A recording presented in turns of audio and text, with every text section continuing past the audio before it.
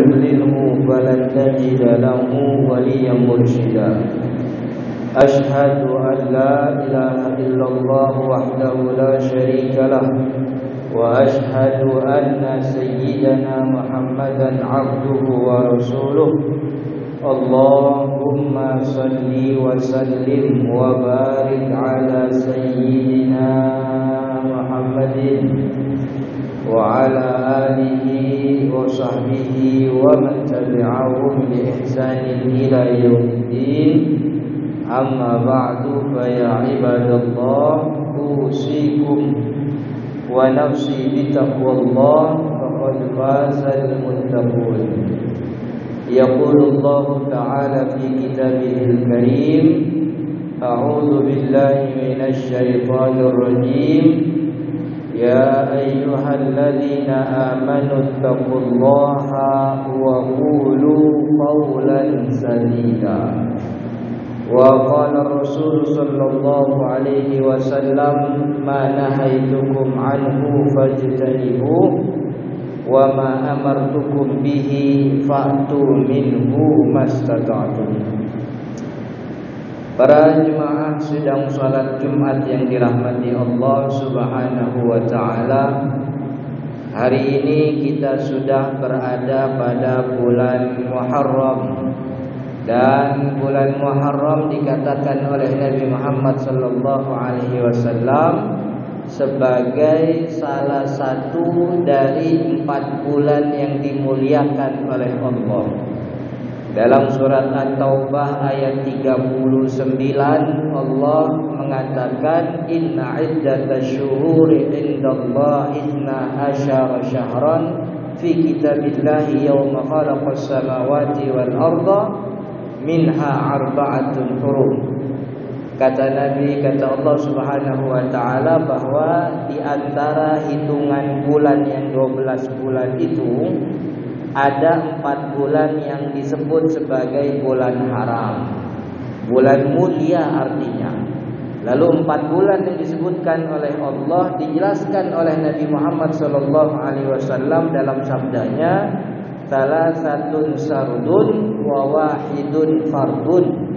3 bulan berurutan, 1 bulan sendirian. 3 bulan berurutan itu bulan Dzulqa'dah, bulan Dzulhijjah dan juga bulan Muharram. Kita sekarang ada pada bulan Muharram dan 1 bulan sendirian adalah bulan Rajab. Inilah 4 bulan yang disebut sebagai bulan haram, bulan mulia. Dan itu merupakan hak prerogatif Allah. Dan Allah punya hikmah kenapa Allah memuliakan bulan 4 ini dibanding bulan-bulan yang lain. Sebagaimana Allah memuliakan satu makhluk di antara makhluk yang lain, Muhammad sallallahu alaihi wasallam.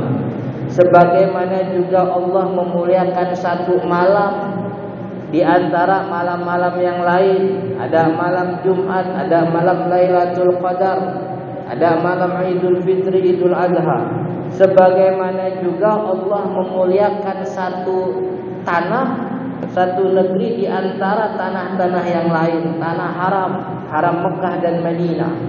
Begitu juga Allah memuliakan hari Jumat di antara hari-hari yang lain. Allah punya kuasa dan kita tidak pernah dituntut untuk tahu kenapa Allah memuliakan ini, Allah memuliakan itu. Yang dituntut oleh syariat kepada kita, kita memuliakan sebagaimana apa yang Allah muliakan. Maka ketika masuk bulan haram dan ini adalah bulan yang dimuliakan, kita harus jaga perilaku kita di bulan ini karena ini bulan yang dimuliakan oleh Allah. Sama seperti kita di rumah. Kita bangun rumah kemudian kita tata ruangannya, ada ruang depan, ada ruang tamu, ada ruang dapur, ada ruang masak dan seterusnya. Di antara ruangan-ruangan tersebut ada satu ruangan yang kita cinta banget. Ada satu ruangan yang kita khususkan sekali itu. Entah itu ruang kerja kita, entah itu ruang tidur kita bersama istri. Artinya nanti kalau anak kita sudah mulai main coret-coret di dinding ruang depan, mungkin kita tidak terlalu marah. ya biarinlah, namanya juga anak-anak. Kalau nanti anak kita coret-coret di ruang tamu atau di ruang keluarga, mungkin kita bisa bilang biarin, orang nggak ada yang lihat. Kalau nanti anak kita coret-coret di ruang dapur, biarin, emang ruang dapur mah kotor.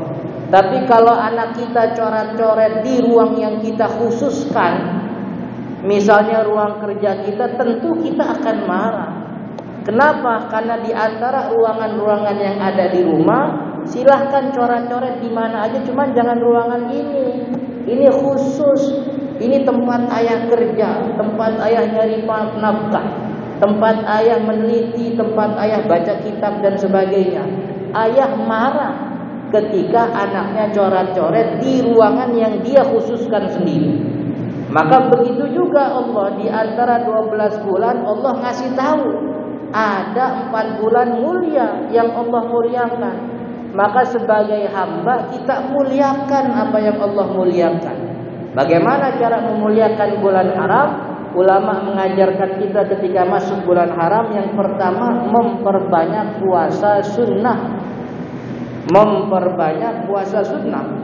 Karena salah satu riwayat yang disebutkan oleh Sayyidina Ibnu Abbas, sahabat Nabi Muhammad, dalam kitab tafsir Ibnu Katsir, beliau mengutip pernyataan sahabat Ibnu Abbas bahwa salah satu kemuliaan bulan haram adalah Allah gandakan, Allah lipat gandakan pahala atas kebaikan yang dilakukan di bulan haram. Tapi juga sebaliknya, Allah lipat gandakan maksiat, dosa yang atas maksiat yang dikerjakan pada bulan ini.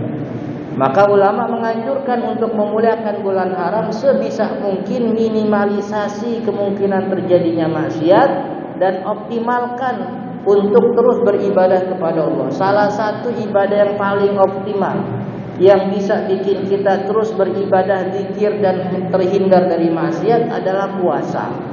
Sadar tidak sadar, kalau kita lagi puasa, takwa lebih tinggi dibanding kalau nggak puasa. Buktinya kalau lagi Ramadan kita sering mengatakan jangan bohong, nanti puasanya batal. Padahal yang namanya bohong, dusta, nipu orang, puasa nggak puasa ya tetap dosa. Tapi ketika kita lagi puasa, rasanya tuh nggak mau bohong. Ada sadar dalam diri, ibadahnya udah dikerjain capek-capek dari subuh, rugi kalau kemudian tengah hari kita bohong. Itu bukti kalau puasa membuat kita terus tetap beribadah dan terjaga dari kemaksiatan. Maka itu ketika masuk bulan-bulan haram, ulama menganjurkan untuk memperbanyak puasa sunnah di hari apapun itu. Hari Senin ya silakan, hari Selasa ya silakan, Rabu juga boleh, Kamis bagus, Jumat asalkan hari Kamisnya puasa silakan, Sabtu dibangin sama Ahad kalau bisa, Senin balik lagi puasa. Memperbanyak puasa sunnah di bulan haram. Yang kedua kata ulama, untuk menjaga diri dan sebagai bentuk pemuliaan bulan haram, yaitu memperbanyak istighfar kepada Allah Subhanahu wa taala. Kata Allah dalam ayatnya, faqul tastaghfiru rabbakum innahu kana ghaffara. Orang kalau beristighfar kepada Allah, dia akan mendapati Allah Ghaffara, mengampuni dosanya. Jadi orang istighfar yang pertama fadilahnya, dia diampuni dosanya oleh Allah. Yursilis samaa alaikum midrara. Allah turunkan kepada kalian kalau kalian istighfar midrara, hujan yang terus-terusan. Hujan yang terus-terusan diartikan oleh banyak ulama sebagai rizki yang berkelanjutan.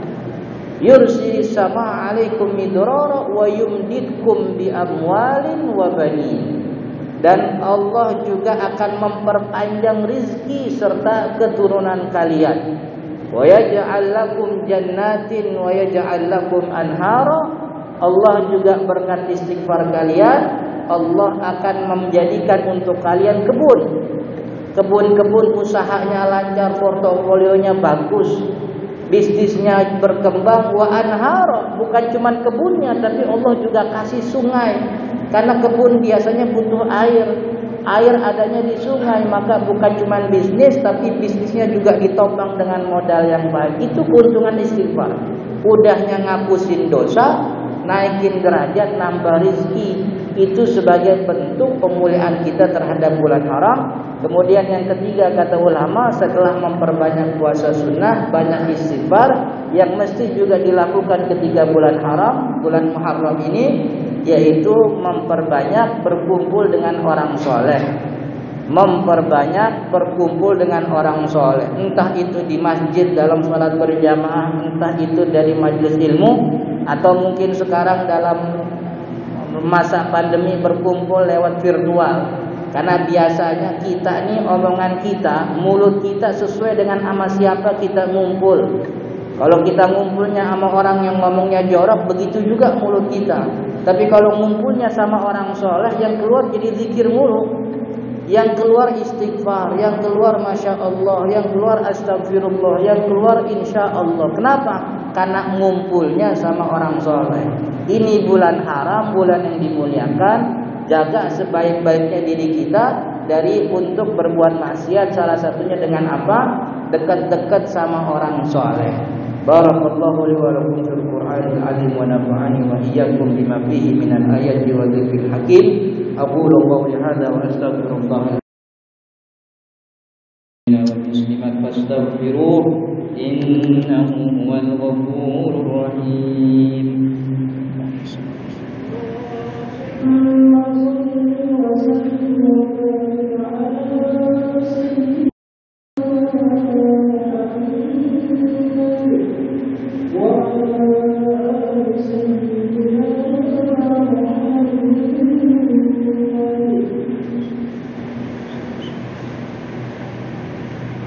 Alhamdulillah, nahmadullahi hamdan wa nashkuruhu syukran.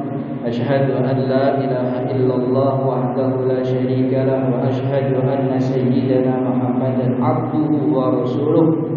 Allahumma salli wa sallim wa barik ala sayyidina Muhammadin wa ala alihi wa sahbihi wa man tabi'ahum bi ihsanin ila yaumiddin. Amma ba'du, fa ya ibadallah, usikum wa nafsi bitaqwallah, faqad fazal muttaqun.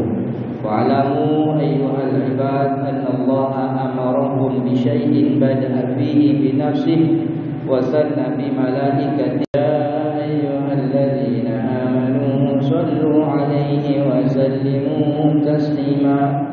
Allahumma salli wa sallim wa barik 'ala sayyidina Muhammadin wa 'ala ali sayyidina Muhammad كما صليت وباركت على سيدنا إبراهيم وعلى آل إبراهيم في العالمين إنك حميد مجيد.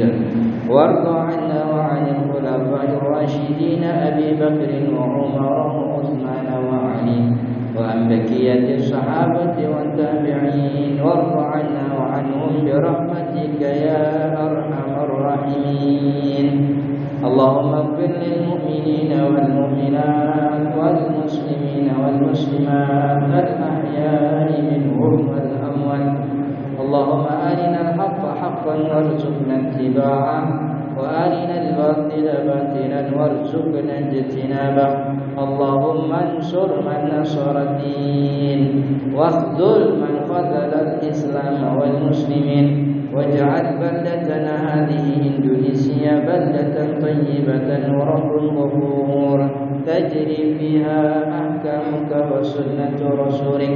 ربنا آتنا في الدنيا حسنة وفي الآخرة حسنة وقنا عذاب النار.